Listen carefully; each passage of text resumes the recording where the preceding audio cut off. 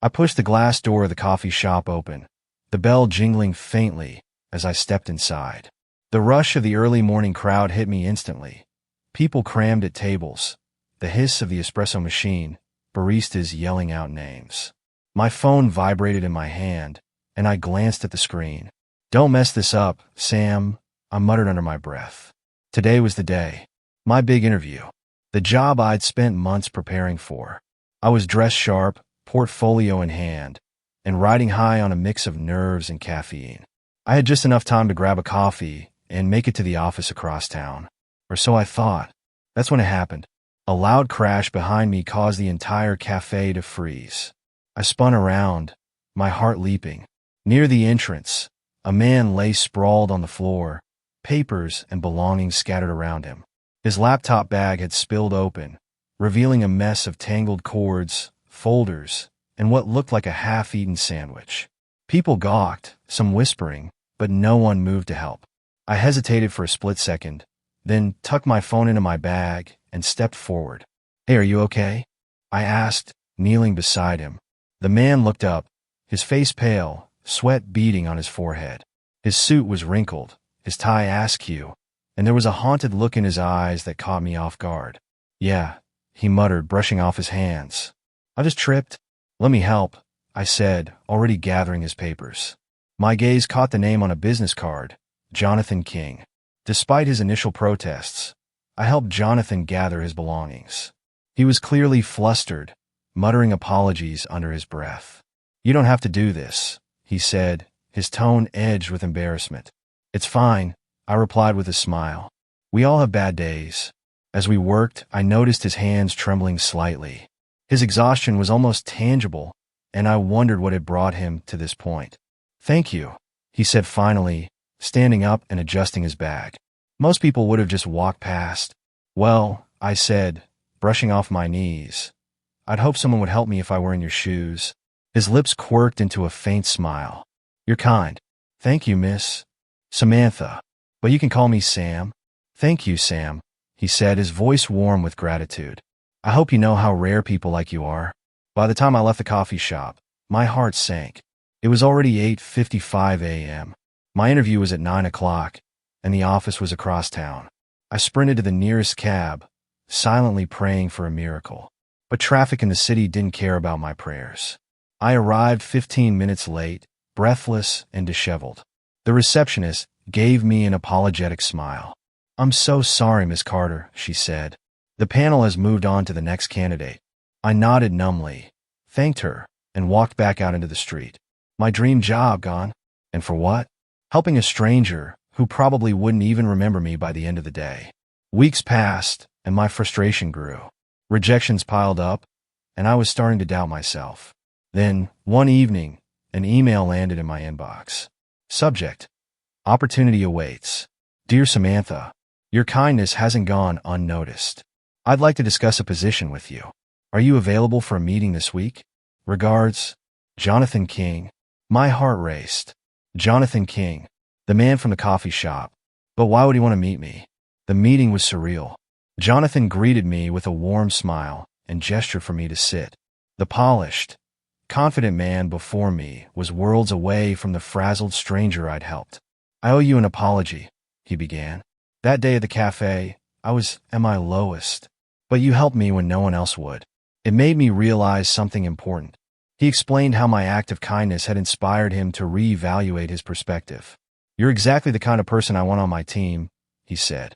"Someone who acts with integrity, even when no one's watching." I blinked, stunned. He was offering me a position at King Enterprises, one of the most prestigious firms in the country. Starting at King Enterprises was overwhelming. The towering glass building seemed to pierce the clouds, a symbol of power and success. As I entered the grand lobby for my first day, I couldn't shake the feeling of being out of place. Jonathan had made it clear that he saw potential in me, but I couldn't help questioning if I deserved to be here. The other employees, dressed impeccably and carrying an air of confidence, only amplified my insecurities. "Welcome aboard, Samantha," Jonathan greeted me with a warm handshake. "Let's get you settled." He personally introduced me to the team, which was surprising for a CEO. Each introduction carried weight, He made it clear I wasn't just another hire. I was someone who mattered. My role as Jonathan's executive assistant came with a steep learning curve. Managing his schedule, preparing for board meetings, and handling high-profile clients was more demanding than I'd anticipated. On my second day, I accidentally sent a meeting invite with the wrong time, causing a minor scheduling disaster. Jonathan didn't yell or berate me. Instead, he called me into his office and said, "Mistakes happen, Sam. What matters is how you handle them." It was the first time in my professional life that I felt empowered to learn from failure. As the weeks passed, I began to notice the undercurrents of tension within the company. Whispers in the hallways hinted at power struggles and unresolved conflicts. One evening, as I stayed late to organize files, I overheard two senior executives arguing outside Jonathan's office. "She's just another one of his charity cases," one scoffed.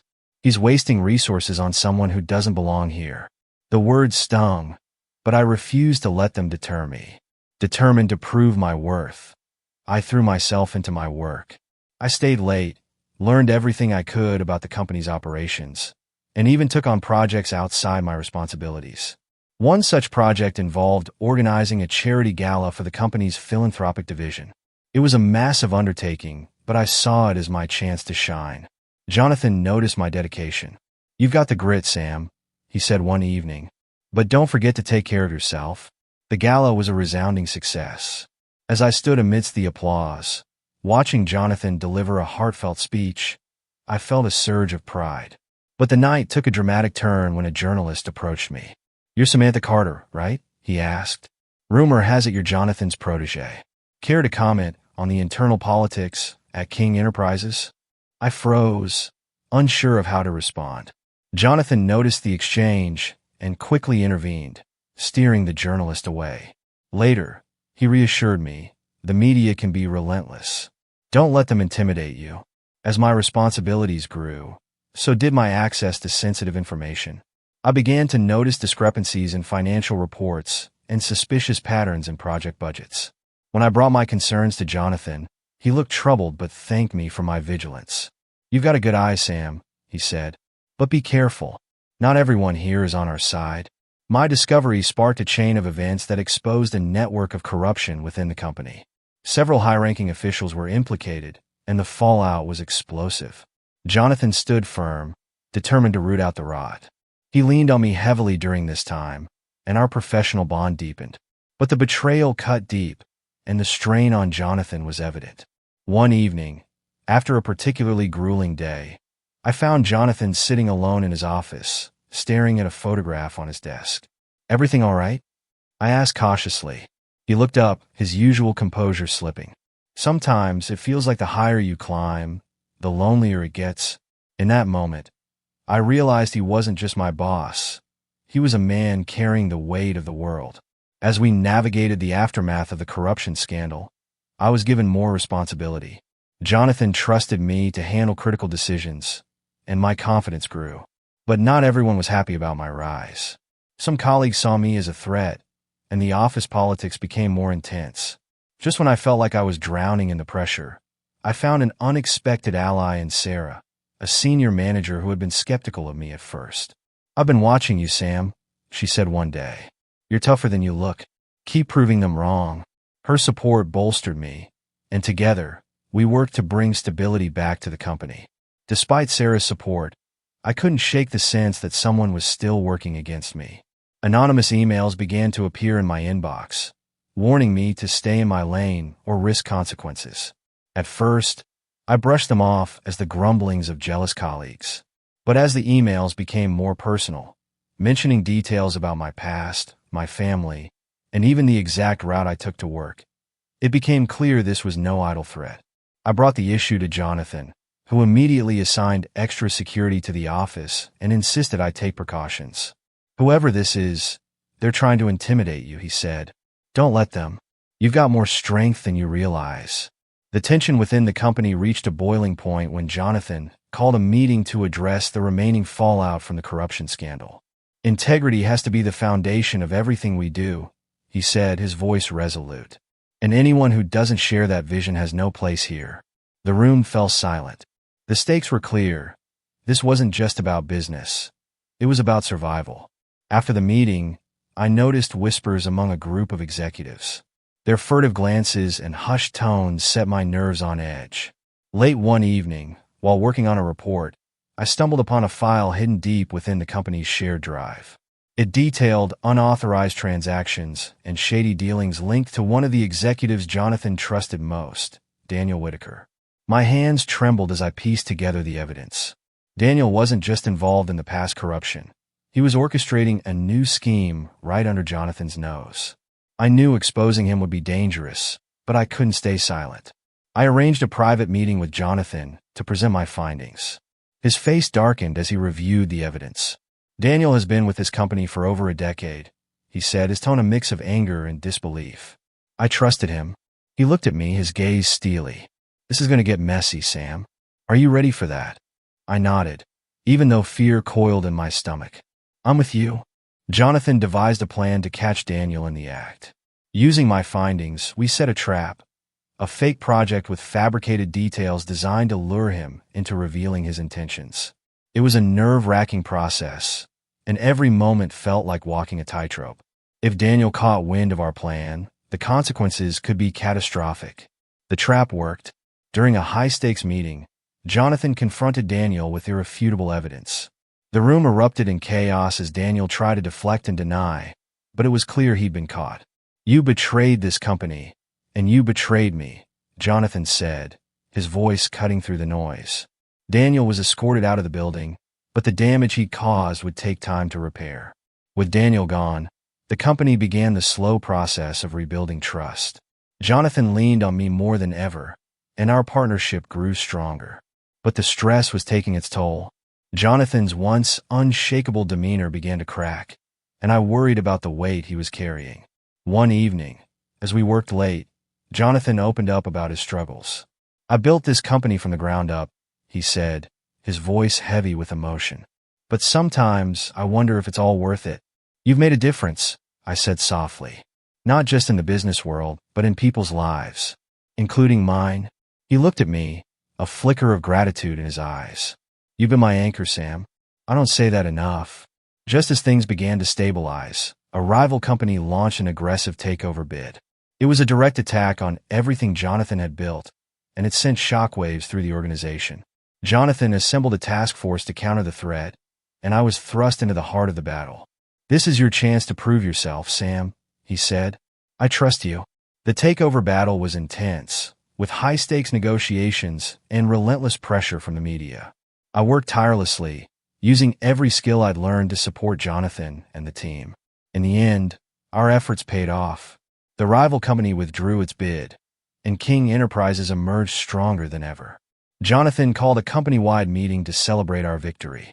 I want to take a moment to recognize someone who's been instrumental in our success, he said. Samantha Carter, your dedication and integrity have been a beacon for all of us. The applause that followed was overwhelming. For the first time, I felt like I truly belonged. After the dust settled, Jonathan invited me to his office.